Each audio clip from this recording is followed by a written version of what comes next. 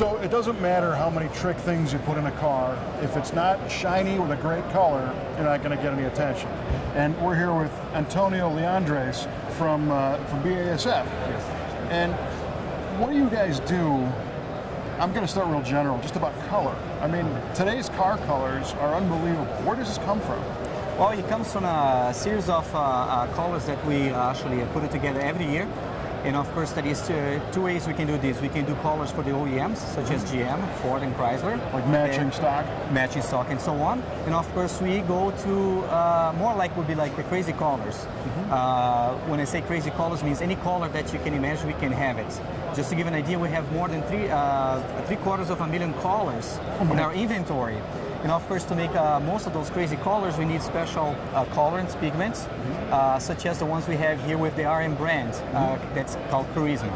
Okay, but I'm gathering it's more than just the color. There's also other additives that give it depth and texture. You're absolutely correct. You know, we do have several layers, and of course, it's very important that you apply some dyes with your pigments in order to get that depth. Like example, if you want to put it together, a color such as a candy apple, you need so many coats, and each coat you build up with dyes instead of pigments to get that depth. But it's very, very important that you have a very, very high gloss clear on top. In order for you, when you look, it looks like glass, that you can see the depth into the finish, and you can see the rich candy apple color. So what actually is the metallic? The metallic are pretty much man-made pigments, aluminum in some cases. In some cases, it's treated aluminum. And those pigments, they have like different particle sizes, and they have different shapes. And some of them, like when you apply, they sit like in a vertical position. They can go in angles. In some cases, they just go to the surface to imitate like a liquid paint. Okay, and that's why they change from different angles. The pigment reflections and the metallics change. You're correct. I think the company that I work for, BASF, has a special line of pigments where, depending on the amount of light that you get, you have a different reflection, and of course you get a different shade of color. Example, going from a purple to a blue to eventually a green in the same pigment. What I think is interesting is, you know, even with the ones that actually change pigment, but just seeing a single tone, how it wraps and the light catches it, and it's one color, but it looks totally different as it wraps around a curve or a body line. And that's mainly because of the light. As you can see, the way the light hits a pigment, it gives a different color. If you have a lot of light, more like that you're going to see a little bit of lighter color. And when you get a little bit of light and some shade, the color looks a little bit darker. Actually, if you look in a car, and if you have an angle, a different angle, such as this one in here, you can have the same color, but because the light in here goes directly and here goes on the side, looks like two different colors. In reality, it's the same color, it's just the amount of light that you see that's different.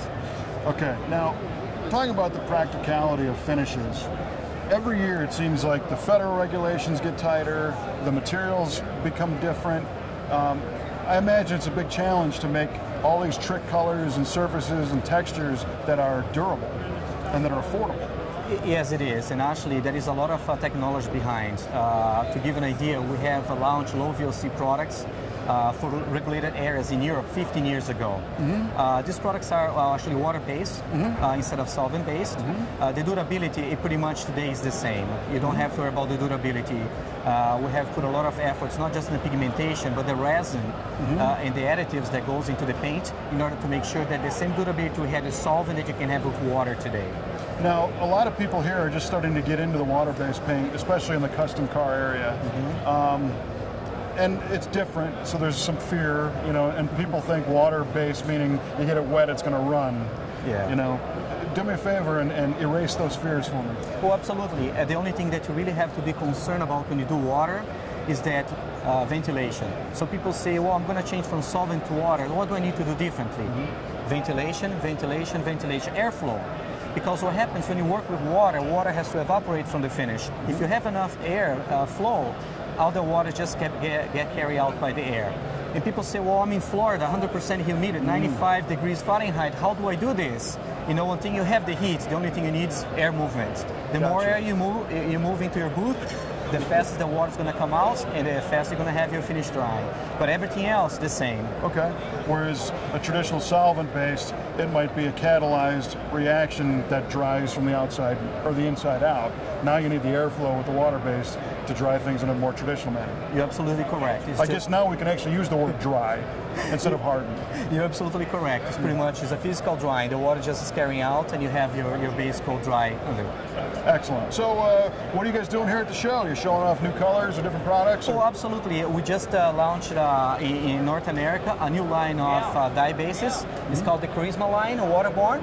We launched this product in Europe 2 years ago in Paris Automotive Show. Okay. And now we're launching in US and in Canada. And you can see here this panel was done completely in Waterborne. Wow.